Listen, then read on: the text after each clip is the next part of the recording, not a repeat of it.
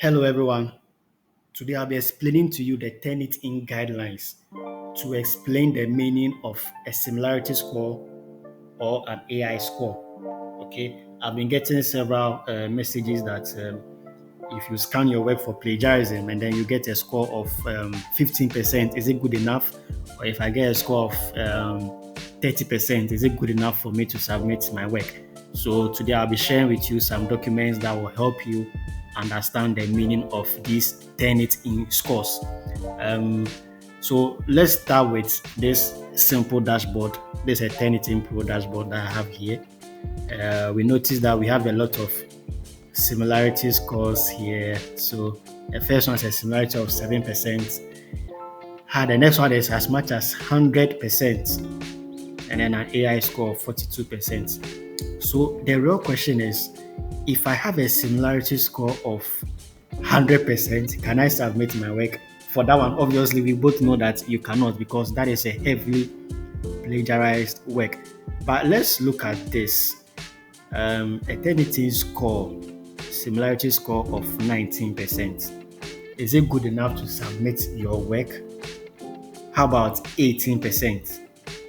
Well, obviously, for 5%, that should be good enough for a similarity score only. That should be good enough. So let me show you the guidelines, what Turnitin is actually saying before I also give my conclusion. So there's a website here from Turnitin, a number of categories that we can get depending on your score. So the first category that we can get is between 75 to 100%. Okay, so this one, 75 to 100%, which will show us a red score indicating that your plagiarism is too high and it's very likely that you kind of copied your entire work. You don't forget these guidelines are directly from Turnitin. Okay, so this is the first category of score. That's the red from 75 to 100. Then we also have the orange. That's a 50 to 70%. Then there's also a yellow, 25 to 49%. Then we have the green, which is 24% and below, before the blue. That's the matching text. So this guideline will give you a complete detail into the meaning of these scores. But then most of the universities that we've worked in actually advise that your similarity score in most cases should be 20% or below. Now, this one is coming from Turnitin, like I said earlier on.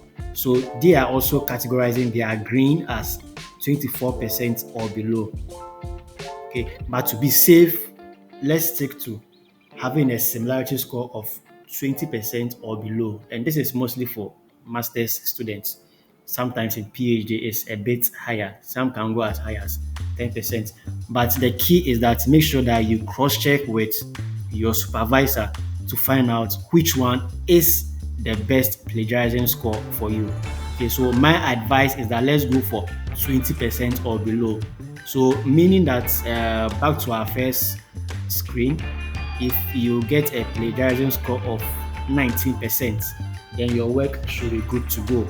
Similarly for 18%. Now if you get a single decade, that's super. 100%, no, no, no, no. Okay. So from 21% onwards, you need to make sure that you reduce your plagiarism. Okay, so that is it for the plagiarism. But how about the AI? Again, you notice there's a number of works that I've done. Um, so let me start with the 0%. Obviously, we all know that 0% means that anything could not detect any score of AI in your work. So that's kudos to you. But then how about the star? Or let me say the asterisk rather. So what the asterisk means, I've mentioned this before, though, but let me just touch on it briefly. What the asterisk means is that there's AI score in your work, but then the AI is between 1% to 19%. Turnitin has blocked the numbers from showing if your AI score is now between 1% to um, 20% actually. So what this does is that there's something that we call false positive, meaning that something is not there, but Turnitin is saying that it is actually there. Okay, so in this context, the AI may not really be there, but Turnitin is saying that it's also there. That's the meaning, basically the meaning of the false positive. So to avoid false positive, if your score is between 1 to 19 or 1 to 20%, then Turnitin will give you a score, an AI score of star. The question is, if you have an AI score of star, is it good enough for your web to go? Yes, yes, it's good enough. Most lecturers are going to accept a star score, so it is good enough to. All right. So the next one we are going to look at is this dash. Okay, for the AI score. So dash will imply that Turnitin was not able to scan your work for AI for a number of reasons. This could be, for instance, your document has exceeded the word limit, or maybe your document doesn't meet the standard word limit. Okay, so that will also lead to a dash. For this particular document, the reason why Turnitin could not scan for AI was that the language was not in English. So as at the time of doing this video, Turnitin could only scan for AI if your document is in English. Okay, all right. The requirement for Turnitin AI checking is that the file should be less than 100 megabytes. Okay, that's the size. It should be less than 100 megabytes, meaning that if your file size is more than 100 megabytes, then Turnitin cannot scan for AI. Also, your file must have at least 300 words, and then your file should not exceed 30,000 words. Your file should be in the format of documents or Word documents, DOCX, PDF, T.X, and then RTF. Yes, and then it should be in English. Currently, Turnitin is working hard to ensure that AI checking will be available for Spanish also.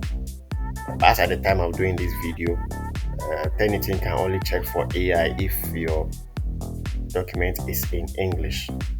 Remember, if you want to scan your work in Turnitin, just send me a WhatsApp. You don't need to buy the account if that is quite expensive for you. That is fine. You could just contact me for a quick scan, which is very, very, very affordable. Usually, we advise that if you are not a heavy writer, just go with a quick scan. So just send me a WhatsApp and then we will get back to you with our affordable prices. So let me know in the comment section if you enjoyed this video, and let me also know what you like me to teach next on. Have a nice day. Thank you for watching. Bye bye.